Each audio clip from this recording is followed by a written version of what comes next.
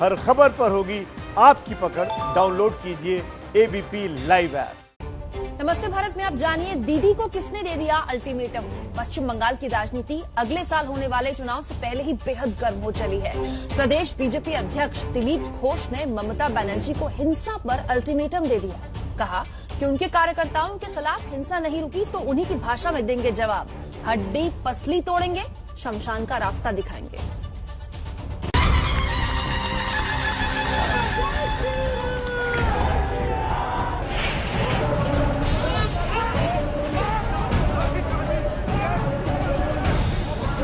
বলে দিচ্ছি 6 মাসে শুধরে যান, নালে হয় হাত পা ভাঙবে, পাঁজর ভাঙবে, মাথা ফাটবে।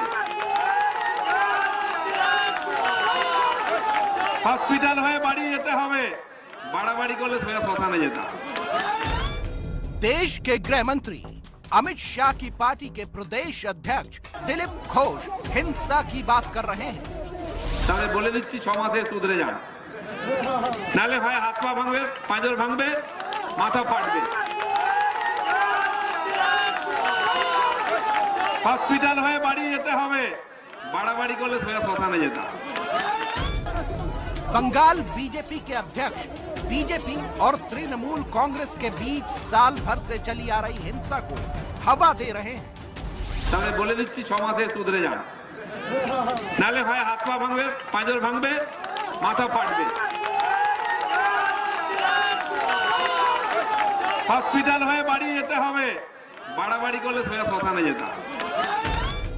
ईंट का जवाब पत्थर और हिंसा का जवाब हिंसा से देने पर उतारू है।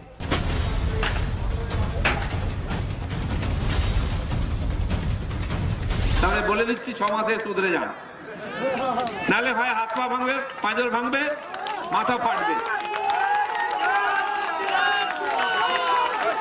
হসপিটাল হয়ে বাড়ি যেতে হবে, বাড়াবাড়ি করলে সোজা শ্মশানে যেতে হবে।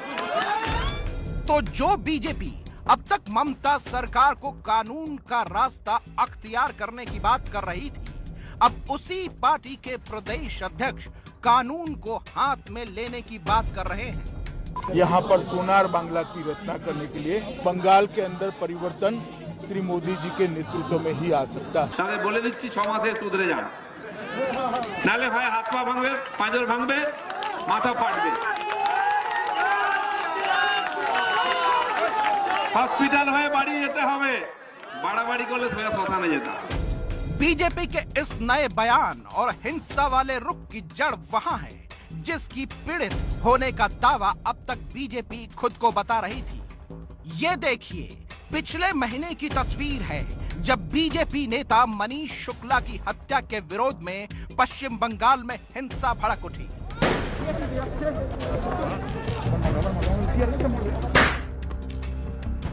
पश्चिम बंगाल के नॉर्थ 24 परगना में बीजेपी कार्यकर्ता और पुलिस एक दूसरे के आमने सामने आ गए। बीजेपी ने हत्या का आरोप टीएमसी पर लगाया। कुछ महीने से कहीं बीजेपी कार्यकर्ताओं की पुलिस से झड़प हो रही है तो कहीं टीएमसी कार्यकर्ताओं से मारपीट की तस्वीरें सामने आ रही हैं। कहीं बीजेपी तृणमूल कांग्रेस के बीच बमबारी और पत्थरबाजी की तस्वीरें सरेआम हो रही हैं। बीजेपी दावा कर रही है कि सिर्फ जून से अक्टूबर महीने के बीच पश्चिम बंगाल में बीजेपी के 7 कार्यकर्ताओं की हत्या हुई है। बात सिर्फ राजनीतिक हत्याओं तक सीमित नहीं है, धर्म के नाम पर भी बीजेपी और टीएमसी आमने सामने है।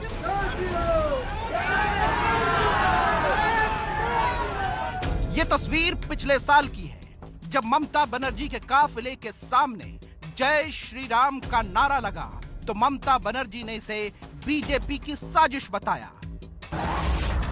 कहा, हम जय श्री राम क्यों जपें, हम जय मां काली, जय मां दुर्गा कहेंगे।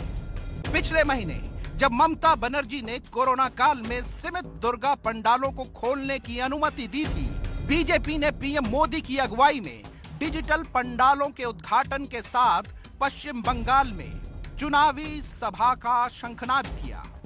मुहर्रम पर भी बीजेपी और टीएमसी में टकराव हो चुके हैं। जब ममता सरकार ने मुहर्रम के दिन दुर्गा मूर्ति विसर्जन पर प्रतिबंध लगाया तो बीजेपी ने कहा था वक्त बदलना है तो मुहर्रम के ताजियों का बदलो। सीएए और एनआरसी के मुद्दे पर भी बीजेपी और टीएमसी के बीच गतिरोध साफ दिख चुके हैं। बीजेपी ने जहां सीएए और एनआरसी को देश हित का मुद्दा बताया तो टीएमसी ने इसे मुस्लिम विरोधी करार दिया था। हालांकि धर्म के नाम पर बीजेपी और टीएमसी के बीच छिड़ी जंग का फायदा बीजेपी को लोकसभा चुनाव में हुआ। बीजेपी सिंगल डिजिट से डबल डिजिट में आ गई। अब बीजेपी की नजर विधानसभा चुनाव पर है, लेकिन पिछले साल से पश्चिम बंगाल ठीक उसी दौर से गुजर रहा है जिस दौर में बंगाल में तृणमूल कांग्रेस का उदय हो रहा था। साल 2006 में टीएमसी ने लेफ्ट पार्टियों को कड़ी चुनौती दी थी। उसी दौर में लेफ्ट पार्टियों के साथ उनका खूनी संघर्ष रोजमर्रा की बात हो गई थी। अब उसी लेफ्ट की राजनीतिक जमीन पर बीजेपी दिख रही है और शायद इतिहास खुद को फिर से दोहरा रहा है।